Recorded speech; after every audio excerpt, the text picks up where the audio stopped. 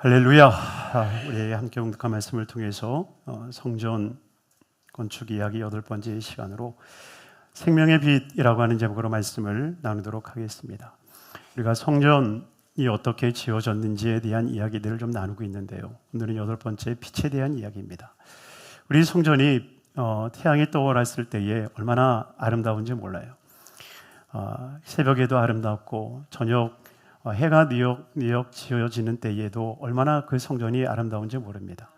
더 아름다운 것은 그 해가 중천에 있을 때에 그 성전에 들어가면 그 빛이 성전 안을 비추는 것을 보게 돼요.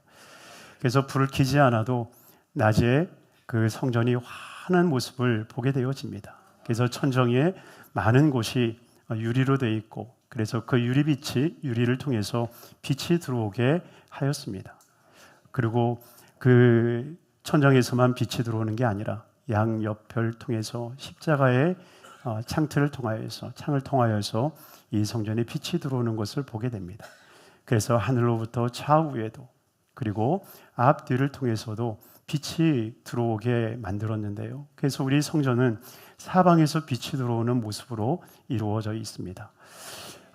이 빛이라고 하는 것은 성경에서 굉장히 중요한 의미를 차지하고 있지 않습니까? 빛은 예수 그리스도를 상징하는 것이요, 그 빛이 이 세상에 비춰짐에 그 빛 가운데 나아가는 모든 이들마다 생명을 얻었다라고 성경은 증거하고 있습니다. 그러니 구약의 제사장들이 이 빛에 대한 기도를 얼마나 많이 했습니까? 하나님의 은혜의 빛이 하나님의 백성들에게 비춰지기를, 하나님의 은혜의 빛이, 은혜의 얼굴빛이 그 백성들에게 비춰지기를 얼마나 간구했습니까? 그러기에 이 빛이 임하는 귀한 성전에서 예배를 드릴 때에 주의 은혜의 빛이 임하고 주의 기적의 빛이 임하고 주의 능력의 빛이 임하는, 그래서 그 빛 가운데 나아가는 우리 성도님들이 되기를 주님의 이름으로 축원합니다. 첫 번째로는 빛과 어둠에 대한 이야기를 주님이 하고 계시는데요, 창세기 1장 3절의 말씀 함께 읽겠습니다. 하나님이 이르시되 빛이 있으라 하시니 빛이 있었고, 하나님이 빛을 창조하십니다. 그런데 하나님이 빛을 창조하시고 난 뒤 4절에 뭐라고 말씀하시냐면, 같이 읽습니다. 빛이 하나님이 보시기에 좋았더라. 하나님이 빛과 어둠을 나누사 하나님이 빛을 낮이라 부르시고 어둠을 밤이라 부르시니라. 저녁이 되고 아침이 되니 이는 첫째 날이니라. 여러분, 하나님은 이 세상에 빛을 통해서 어둠을 만드셨어요. 왜냐? 하나님은 사람을 만드셨고 그 사람을 통해서 낮과 밤을 주셔서 낮에는 일을 하고 밤에는 쉬게 하는 거예요. 그러니 밤에 쉬게 하기 위해서 주님이 어떻게 하신 거예요? 어둠을 만드신 거예요. 그 쉼을 위해서 주님은 빛으로 어둠을 만드신 거죠. 그러니 우리가 생각하는 어두움이 아닌, 우리가 생각하는 깜깜함이 아닌 빛으로 우리를 쉬게 하여 주시고 안식해 주시는 거예요.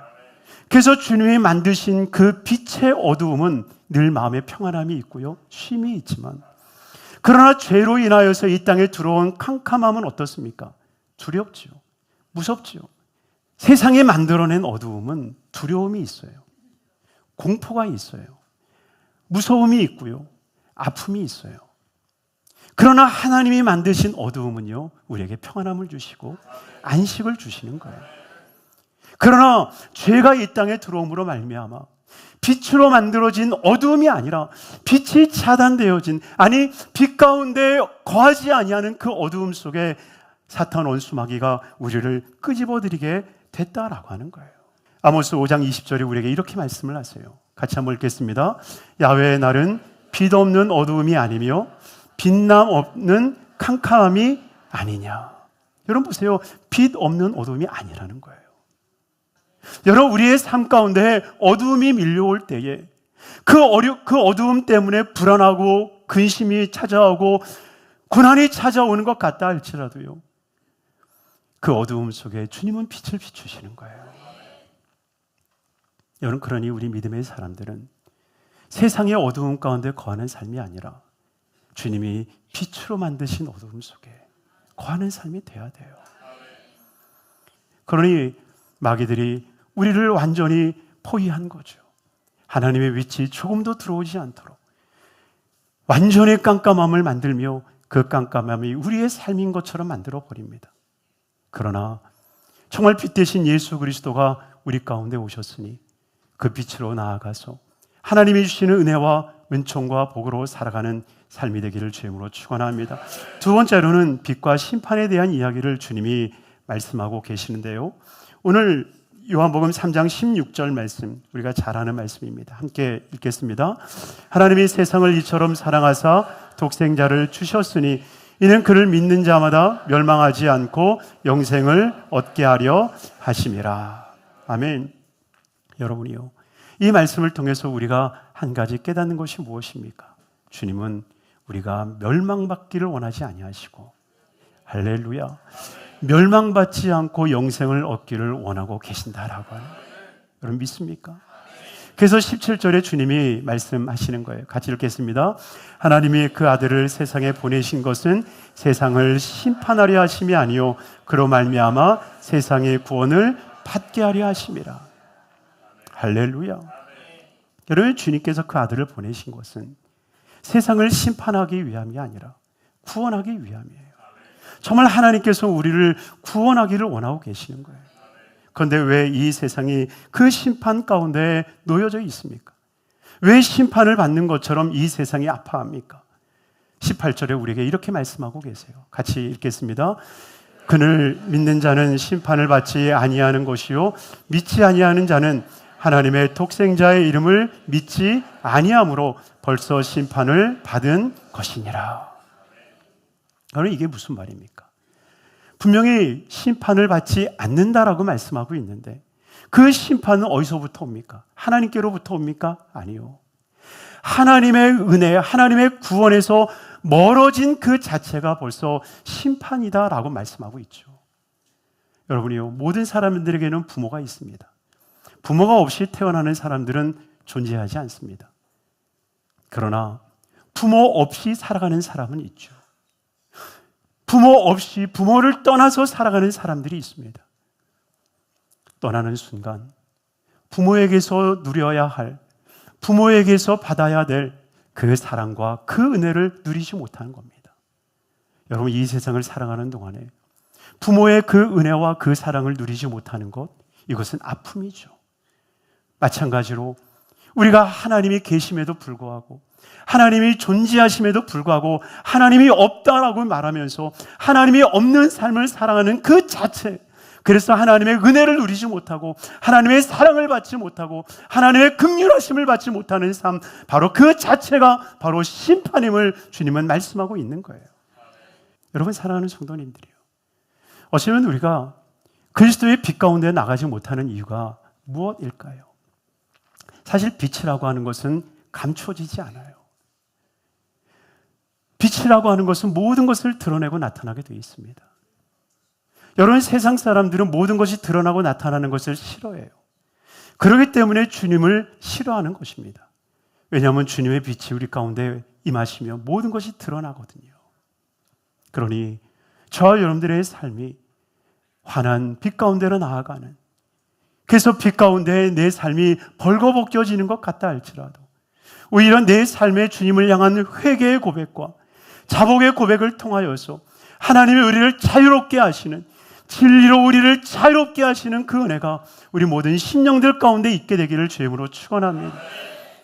요한복음 8장 12절 말씀 같이 읽겠습니다. 예수께서 또 말씀하여 이르시되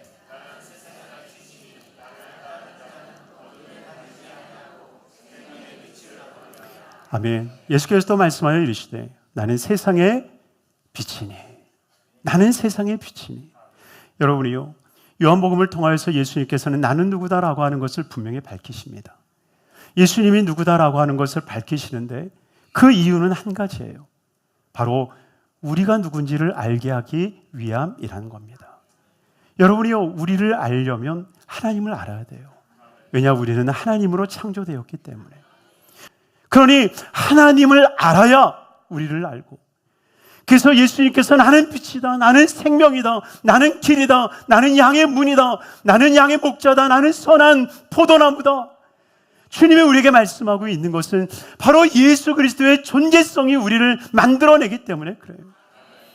그러니 주님께서 큰 광명체 또한 작은 광명체로 세상을 다스리게 하셨던 것처럼 예수 그리스도의 빛을 머금은 우리가 작은 광명체가 돼서 세상을 비추는 거예요.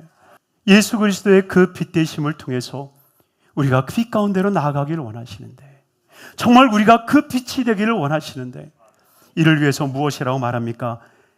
나는 세상의 빛이니 나를 따르는 자는 어둠에 다니지 아니하느니라. 할렐루야. 정말 예수의 빛 때문에 우리가 정말 생명의 빛이 될 수 있는 길은 두 가지예요. 주님을 따르는 것과 어둠을 따르지 않는 것. 주님 우리에게 말씀하십니다. 너희는 빛의 자녀라. 빛을 따르고 어둠을 따르지 말라고 주님 말씀하고 있어요. 여러분, 사람들이 왜 그 어두움을 자기의 삶으로 알고 달려들겠습니까? 마치 그것은 거짓된 빛이기 때문에 그래요. 고린도후서 11장 14절에 우리에게 말씀하시죠. 같이 읽겠습니다. 이것은 이상한 일이 아니니라 사탄도 자기를 광명의 천사로 가장하나니. 사탄도 자기를 광명의 천사로 가장하나니. 여러분, 빛이 아니라는 거예요. 빛이 아닌데도 불구하고 빛이라고 착각하게 하는 거예요. 절대로 이 세상에서 빛나는 환락의 빛은 결코 빛이 아닙니다. 그러니 저와 여러분들이 오직 예수 그리스도의 빛 가운데로 나아가게 되기를 주님으로 축원합니다. 요한복음 8장 12절이 우리에게 말씀하시는 거예요. 같이 한번 읽겠습니다. 예수께서 또 말씀하여 이르시되 나는 세상의 빛이니 나를 따르는 자는 어둠에 다니지 아니하고 생명의 빛을 얻으리라. 할렐루야. 오직 빛 대신 예수 그리스도, 그것이 나를 힘들게 할 수 있어요. 그것이 내 내면을 다 드러낼 수도 있어요.